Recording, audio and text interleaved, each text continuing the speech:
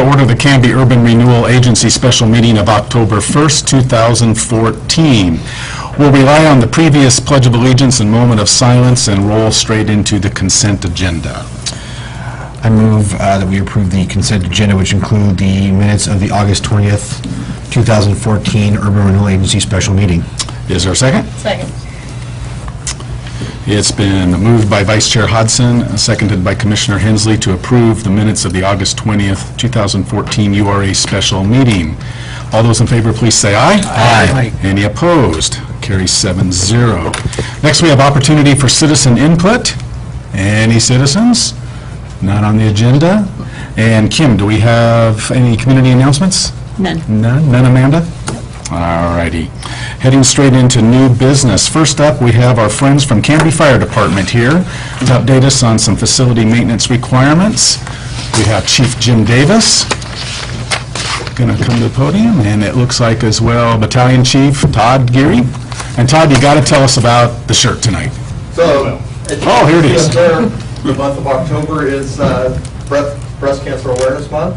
So all Canby Fire will be wearing pink shirts. So all our crews every day going on calls and everything, we're hoping to raise some awareness. Thank you. Very good. Thank you, Todd. Thank you to the Fire Department. Good evening. Take it away, Chief. Thank you very much for allowing us to come in tonight, and especially on such a short notice. I'd like to also introduce Don Deppner. For those that don't know Don, Don's one of our board of directors, our board of fire commissioners down at the fire district, and then Chris Rocha from the fire district as well. So, but thank you very much for the opportunity to come and speak to you tonight on a request from the fire district.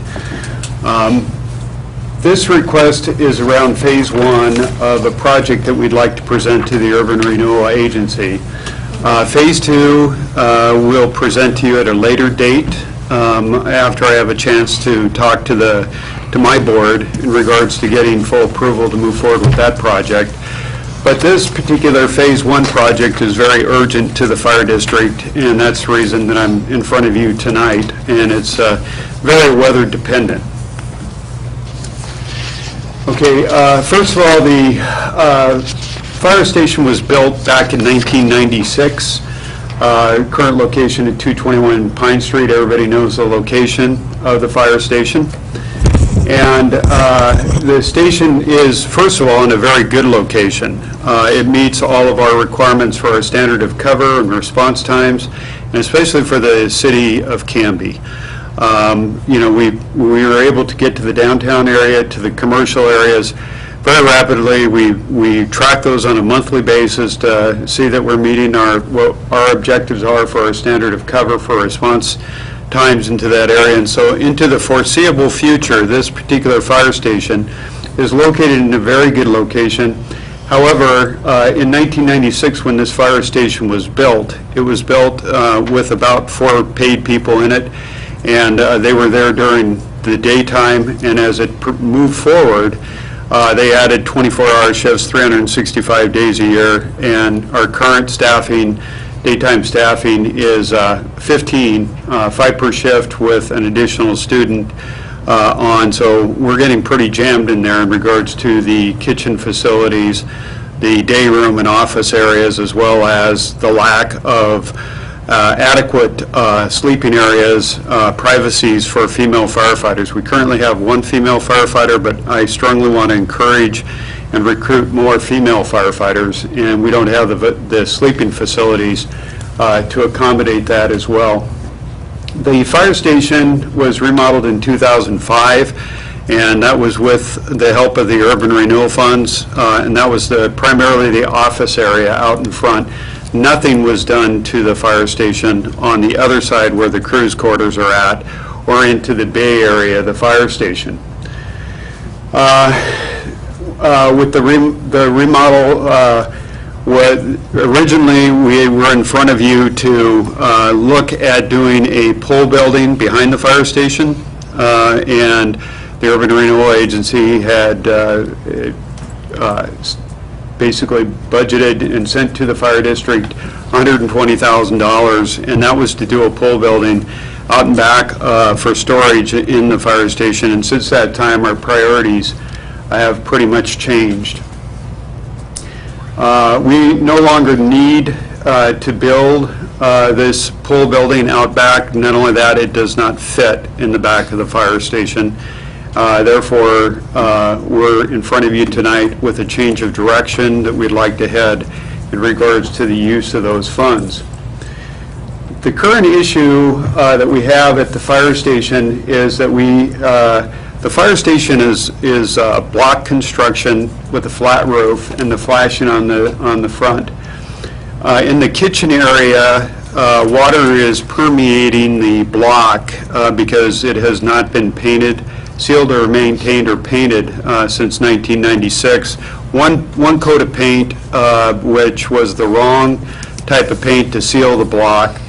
And since at that time it has not been painted other than the remodel area out in front. So what's happening is the rain literally on the front of the station as well as the side of this fire station is permeating through the block, and we're headed for big problems if we don't do something about that, because it's causing livability problems at the fire station, and the fact that the sheetrock is starting to collapse inside the fire station and therefore allowing the molds to grow on the wall, on the inside wall. And so we're trying to stop that from happening on the sleeping quarter side of the fire station where the firefighters sleep at nighttime. Phase one of the project would be to seal coat. Our proposal tonight in front of you is to actually go through and pressure wash and seal coat and to paint the entire fire station.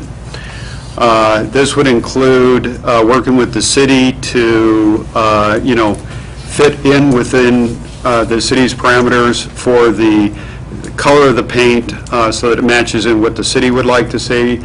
But it would include the painting and sealing, caulking around the windows for the entire outside of the building, and would also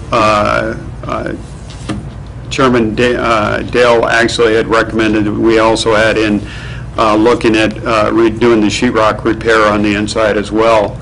What this would do is, cause us not to have to go through in the future and rip down the sheetrock to actually then do mold mitigation, until which time I come back in front of you with phase two of the actual bricks and mortars, where we're actually going to be moving some walls to make some improvements and increasing the size of the fire station to accommodate the current staff, the firefighters that are living inside the fire station.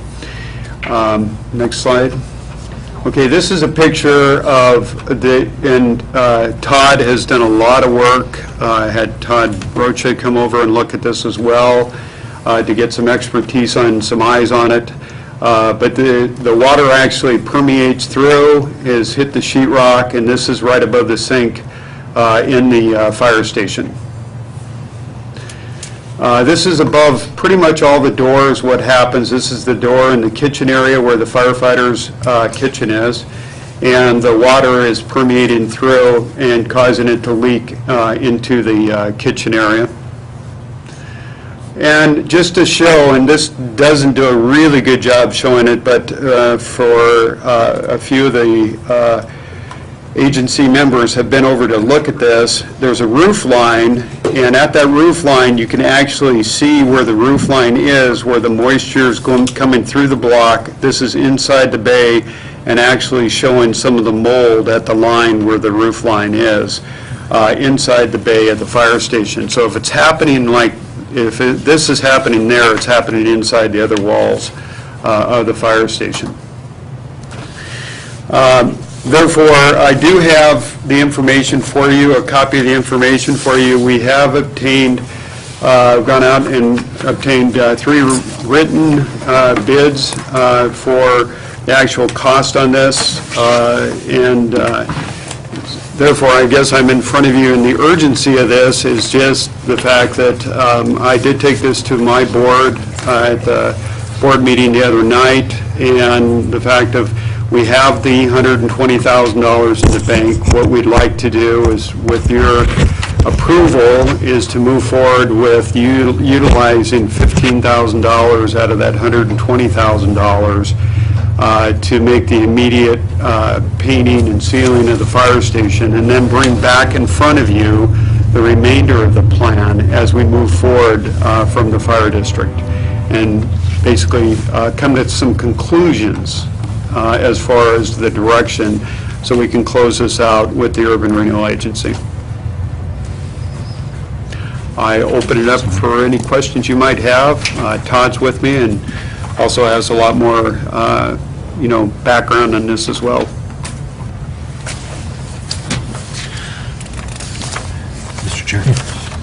Chief, not so much, I think, my only question, and these things don't happen overnight, these kind of issues. Not so much how do we get there, but how do we prevent it once we do the paint and seal? How do we prevent from being here in this kind of a situation again? Well, the board's has directed and approved in our last budget some capital reserve expenditures that we're moving forward with, and that it's my belief that I will budget every year to keep up on the maintenance of our facilities, not only this fire station, but our substation facilities, so that we don't get in this position again. I look at it as my own house. I'm going to take care of it and paint it, and that's what we owe to our taxpayers, is to ensure that we do that as well. Okay, thank you. Mr. Chair. Yes, sir. There is an ask here. I thought the money had already been transferred to the district. It is to the district, but I want to be open and above board with the Urban Renewal Agency, because this is a change from what we had originally asked for. We'd asked for the pole building out back. But you've got the money. We have the money, but I want the approval from the Urban Renewal Agency, because what we came and asked you for was for the pole building, and we're not going to do the pole building. I would have thought once you had the money, you could do whatever you wanted with it. No, I want to keep it open and above board. Well, Chief, I appreciate the transparency and coming to us and letting us know that changing your plans and letting the citizens know as well. I appreciate that, so thank you for coming in with us tonight. Sure deal. To Councilor Parker's point and Chief Davis' point, something like this where we've appropriated based on a certain project, what do we need to do on our end or staff's end to, I guess, bless?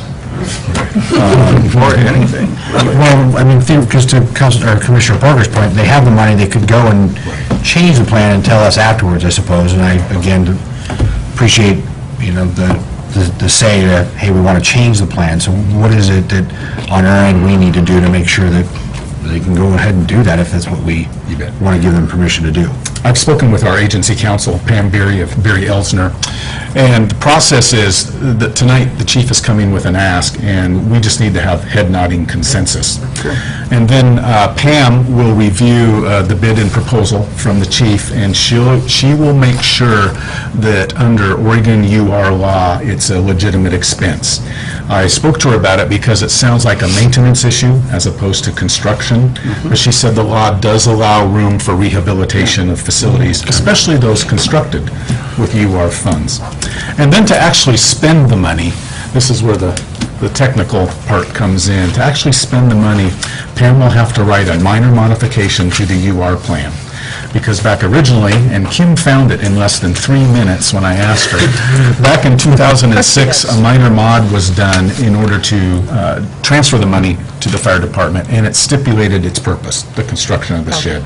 So Pam will have to do a similar 2-page minor mod to allow them to divert the money to this expense as well. So that's pretty much the procedure. Todd? I have a question on timeframe. It's getting late in the year. It's getting late in the year, so we'll get this off first I just want to pull, do we have a consensus? Yes. Very good. So we'll get this off to Pam tomorrow, and I'll let her know that time is of the essence because of weather. And if she can do it fast enough, is the agency, you're about to stop me. No, I was just, we tentatively may have a meeting November 5th. Would we be okay if Pam is fast enough at it with piggybacking on to the next council meeting? Yes, we could do it after. Okay. That's always Just for the sake of weather and getting things going? Yep. Everyone's agreeable to that? I am, absolutely. All right. Any other questions for chiefs?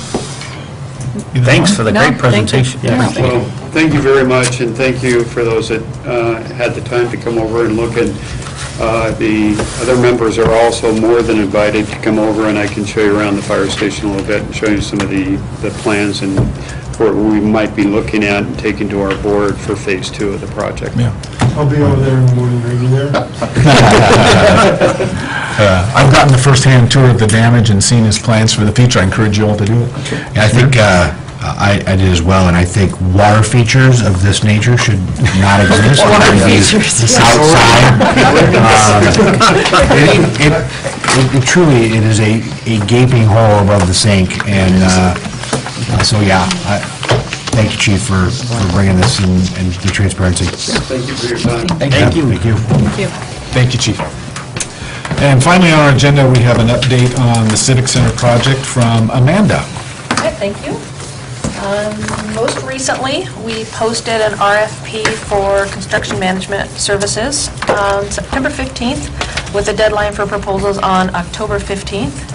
Last week, we had a mandatory pre-proposal conference, which is where we have anybody that's interested in potentially submitting a proposal attend and ask any questions that they might have about the project. Just do a quick overview and then walk down and did a site tour. We had about 14 or 15 attendees, and there were several questions, lots of excitement about the project. So we're expecting hopefully a pretty good response. A couple people recently asked me, what does a construction management firm do? What is, my chair again, what is their process, their piece in the process? And they act as an owner's rep for the city, and they work with the architects or the design firm and the general contractor, and their job primarily is to keep the project moving forward within a schedule and within the budget. Or under. So, or under. Yes. Yeah. But on, with this project being on budget would be... That would be great, yeah. Yes. So once we get the construction management individual or firm on board, then we'll move forward and look at timing for an RFQ for design services, and hopefully get architects on board this late fall, early winter, so that they can work on the project and have public meetings. There will be plenty of public meetings, and do that process over the winter. So if all goes well, we break ground in spring. Yay. Early summer. Mr. Chair. Yes, sir. Amanda, when do we anticipate demo of the houses? We are pretty much ready to go on that. We've gotten the quotes. We have a low bidder lined up.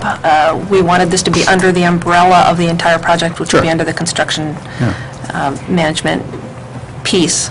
So as soon as we get this person on board, I think we can look at timeline to do that. The houses are all vacant. I saw they got cleaned up a little bit, too. So, yeah, I just think it'd be an exciting part of the step. Probably insurance would keep us from letting the chair drive a bulldozer through it or something like that. But we should probably check that out. We should probably check that out to have a symbolic demolition. And it might be nice to have a sign out there saying "Future Home of Our." Groundbreaking ceremony. Groundbreaking ceremony. Commissioner Ryder. Do you have any idea how long it might take to vacate Juniper? That entire process, it takes about 2.5 months, maybe 3 months. Okay, and can that be started before the tear down on the, We'll probably start it all simultaneously. okay. And no rush on that. Once you get the construction manager. Right. Yep. Do we have bids on the actual demo, as in taking the houses out, or the abatement? I believe we have both. We have both? We asked for quotes for We're not- both the abatement and the demolition. Yeah. Great. Yeah, I attended the meeting along with Commissioners Ryder and Rocha. There was good excitement in the room, 14 or 15 people. And some of them talked to me afterwards to express their excitement about the project and to compliment Melissa. She was very well spoken. One of the questions was to Melissa, our library director, what do you want? What are you thinking about? What's in your heart? And she did a great job. And I just wanted to pass those compliments on to you, Amanda. Thank you. All right. I don't know. Was there any hesitations brought up at all that were shared with you guys? I think there's still a lot of questions about what is the design, and we don't Sure. know. So there's questions about what do you think it'll look like, and would this project compare in any way to what the prior project looked like? And we really said, no, it's a different location, it's a different building, it's a different idea. Is the cost per square foot sufficient? That, they're all looking at those numbers and trying to figure out where you look at ways to be creative. So I heard a lot of comments about that. Great, let's do it. Any other questions for Amanda? No? All righty. That concludes our agenda. One more opportunity for citizen input. Going on, Mr. Mayor? Just a quick comment since Renata's here. I want to thank Renata for the work that she's been quickly doing on conversation with developers and Yes. getting our pieces in the market and creating quite a bit of buzz. I talked with a developer purely separate from my day job about houses, and they were asking me about our project, and they are very interested in what we're planning. So the buzz is out there, there's a lot of positivity, and it sounds like we've got additional players that might be getting involved, so that's exciting, and there's a lot of great things happening. So Renata, thank you for the quick response and creating that buzz, so thank you for that. That was my Living last up to your piece. reputation, Renata. All right, any other business for the agency? That's right. Hearing none, I need a motion to adjourn. Second. All right, it's been moved by Commissioner Ryder, seconded by Commissioner Hensley to adjourn. It is a non-debatable motion, so all those in favor say aye. Aye. We are adjourned. Thank you, Candy, and good night.